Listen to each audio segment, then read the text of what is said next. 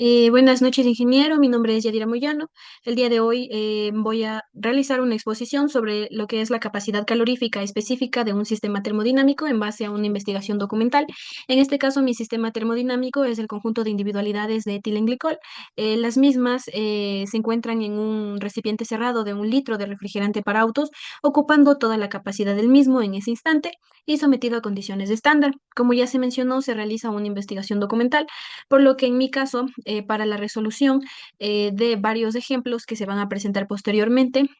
busqué en primera instancia el valor de la capacidad calorífica, ya sea el mismo a presión y volumen constante, por lo que me tomé como ayuda artículos científicos, los cuales están relacionados con el sistema termodinámico del que estoy tratando. Los mismos los podemos evidenciar a continuación en pantalla. Se dice que en base a la verificación en el CIMAGO, la revista en donde están publicados dichos artículos se encuentran catalogados en el cuartil 1. También hice uso de los artículos que pueden evidenciar ahorita en pantalla, los cuales se encuentran catalogados en cuartil 2. Sin embargo, estos artículos los tomé como referencia para corroborar la información que tenía en los artículos, los cuales se encontraban catalogados en cuartil 1. Se extrajo en sí de las investigaciones buscadas, son capacidad calorífica, presión constante isobárica, la cual es de 2.450 kilojoules sobre kilogramo Kelvin. El mismo se encuentra a una temperatura de 25 grados centígrados, es decir, a 298,15 Kelvin. Lo mismo lo puedo evidenciar aquí en el diagrama, en donde tengo la capacidad calorífica específica de una nanopartícula de óxido de cobre en una base de etilenglicol. ¿Por qué yo digo que la capacidad calorífica es de 2.450 y a 100% etilenglicol? Porque el mismo se puede evidenciar aquí en el eje de las X la concentración de las nanopartículas. En el caso de que la concentración se encuentre en cero, el mismo tiene una capacidad de 2.450 kilojoules por kilogramo Kelvin. Si la concentración de las nanopartículas va variando, la misma va disminuyendo. Sin embargo, como menciono, las nanopartículas, al encontrarse en la base del etilenglicol, eh, depende de la concentración, la capacidad calorífica va disminuyendo. Sin embargo, yo estoy haciendo uso de la base pura, en donde el etilenglicol en sí se encuentra en su estado puro. También en otro artículo se encontró la misma especificación, en donde en este caso los nanofluidos eran nitruro en base de etilenglicol a la misma temperatura, en donde se pudo evidenciar de igual forma como se ve aquí en la gráfica, una capacidad calorífica en una concentración de etilenglicol al 100% de 2,45 joules, que transformándolos nos da 2.450 kilojoules por kilogramo Kelvin de igual forma. Por otro lado, para la capacidad calorífica volumen constante isocórico, el mismo se puede predecir para sustancias prácticamente incomprensibles como son los sólidos y los líquidos, que la capacidad calorífica a presión constante es igual a la capacidad calorífica a volumen constante. Sin embargo, en este caso, en condiciones típicas ambientales, como sea una temperatura de 298,15 Kelvin y una presión atmosférica. En este caso, el etilenglicol no se comporta como un líquido prácticamente incomprensible, debido a que el mismo varía su densidad en base a variaciones de temperatura. Para ser un líquido incomprensible, el mismo debe tener una densidad constante, lo que en base a los artículos se pudo evidenciar que la densidad del etilenglicol con alteraciones de calor o variación de temperatura, el mismo no permanece constante, por lo que se puede decir que es más comprensible que incomprensible. Por lo que en este caso, en la figura 3, podemos evidenciar la capacidad calorífica volumétrica de un nanofluido de óxido de cobre en una base de etilenglicol.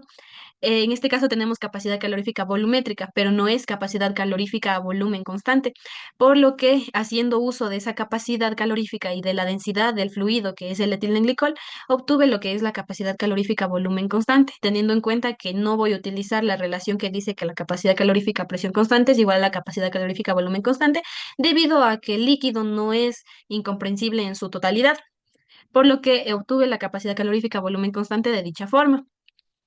En este caso, para observar mejor los datos, vamos a hacer uso de un diagrama presión-volumen,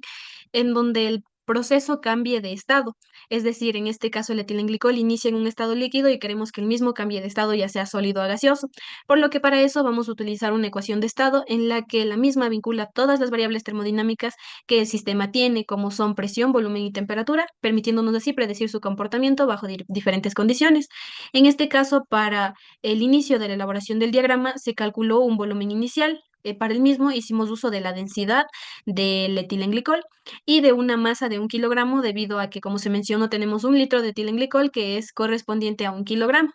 lo que nos dio como resultado el volumen inicial. Sabiendo ya el volumen inicial, para el proceso isocórico en estado inicial, se tiene que el mismo esté en líquido, y haciendo uso de la ecuación de estado ya mencionada, se calculó la variación de la presión, ya que en este caso, al ser isocórico, el volumen se mantenía constante, el volumen que ya se calculó, por lo que vamos a deducir la presión 2 en el estado líquido, haciendo uso de una temperatura inicial que ya se mencionó, una temperatura siguiente que sería la temperatura 2, a la cual queremos llegar, que es de 338,15. También haremos uso del coeficiente de expansión volumétrica y la comprensibilidad isoterma, lo que nos dio la presión número 2. Por otro lado, para el proceso isobárico, que es el estado final, donde el líquido ya se convierte a una forma gaseosa, se utilizó nuevamente la ecuación de estado. Sin embargo, en este caso, la temperatura final fue de 475,15 Kelvin. Reemplazando los datos, se obtuvo el volumen número 2, sabiendo que en este caso la presión es constante, ya que el proceso en sí es isobárico. A continuación tenemos la representación ya del diagrama presión-volumen, en donde se puede evidenciar de forma detallada el proceso isocórico, el cual se encuentra a presión constante. Como se puede evidenciar, es una línea vertical, en donde el estado inicial es de 298,15 Kelvin, con un volumen de 8,96 por 10 a la menos 4, y una presión que es una atmósfera igual a, se puede evidenciar en el diagrama en pascales, que es 101.325, que sube a un volumen debido, hay un cambio en la presión debido a que el volumen permanece constante, por lo que la presión número 2 calculada se puede evidenciar en pantalla en pascales. Sin embargo, la misma es de 1.185,30 atmósferas. En este caso, para poder cambiarlo de estado, vamos a realizar nuevamente otra variación para el estado 3, en donde se propone llegar a 475,15 Kelvin, el cual supera el punto de ebullición del etilenglicol, ya que el punto de ebullición del etilenglicol es de 470,4 Kelvin, por lo que, sabiendo que el mismo supera el estado 3, supera el punto de ebullición, el etilenglicol ya se encuentra en un estado gaseoso, pasando por un proceso isobárico, partiendo desde el punto final del proceso isocórico, en donde en este caso el volumen es de 9,69 por 10 a la menos 4, el cual fue calculado, y en este caso el proceso isobárico se encuentra con una presión constante, así teniendo ya la variación del volumen y de la presión en respuesta a un cambio de calor, es decir, a una variación con la temperatura, lo que nos da como resultado una variación en el estado del sistema. Sabiendo eso, vamos a calcular lo que es la variación de la energía interna del primer proceso. En este caso se hace uso de la temperatura 1, de la temperatura 2, de la masa y de la capacidad calorífica a volumen constante, por lo que, haciendo uso de la ecuación de la variación de la energía interna, tenemos que la variación de la energía interna es igual a la variación del calor, debido a que el trabajo es igual a cero, ya que el volumen 1 es igual al volumen 2, por lo que la diferencial del volumen es igual a cero, y se dice que la variable extensiva, que es el volumen, es constante, se elimina debido a que la misma sería cero, el trabajo, no existiría un trabajo, por lo que simplemente tenemos temperatura diferencial de la entropía, lo que es igual al calor, que, reemplazando en la fórmula, tenemos la variación de la energía interna, que es 102.000 joules. Seguido de esto, vamos a calcular la variación de la entalpía del segundo proceso, en donde ya se da el cambio de fase. En este caso se utiliza el calor específico a presión constante, y se puede decir que en este punto, de igual forma, haciendo uso de la ecuación de la entalpía y reemplazando también con lo que es la ecuación de la variación de la energía interna, tenemos que la variación de la entalpía es igual a la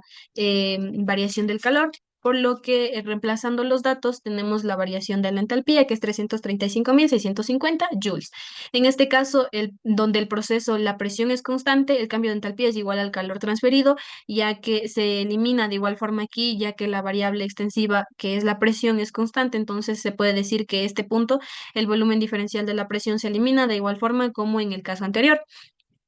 dándonos así la ecuación para poder calcular lo que es la variación de la entalpía. A continuación, vamos a ver el trabajo intercambiado entre el sistema y el entorno al realizar un proceso adiabático, suponiendo que hablamos de un sistema simple químico. Vamos a calcular lo que es el trabajo intercambiado entre el sistema y el entorno al realizar el proceso adiabático, como ya se mencionó, desde el punto en el que termina el proceso isocórico, es decir, perdón, del punto isobárico, desde el punto en que termina el proceso isobárico en el estado 3 hasta el estado inicial, que sería nuestro estado número 4, donde inició el proceso isocórico, que sería hacia el estado 1. Por lo que nos ayudamos aquí de la gráfica para poder evidenciar dicho proceso. En este caso, el proceso es adiabático y nosotros estamos buscando lo que es el trabajo. Se hace uso de la fórmula de la presión volumen elevado a gamma es igual a C, en donde despejando tenemos que el trabajo en procesos adiabáticos es igual a la presión final por el volumen final menos la presión inicial por el volumen inicial dividido para uno menos gamma en donde reemplazando los datos en la fórmula, teniendo que el coeficiente de dilatación adiabático se obtiene de la división del CP sobre el CV, tenemos el reemplazo de datos y tenemos que el trabajo es igual a lo que se puede evidenciar aquí. El mismo viene dado en joules.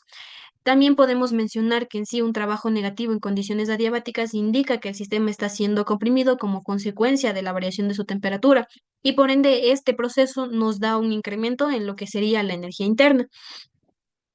Se dice que en este caso el proceso adiabático,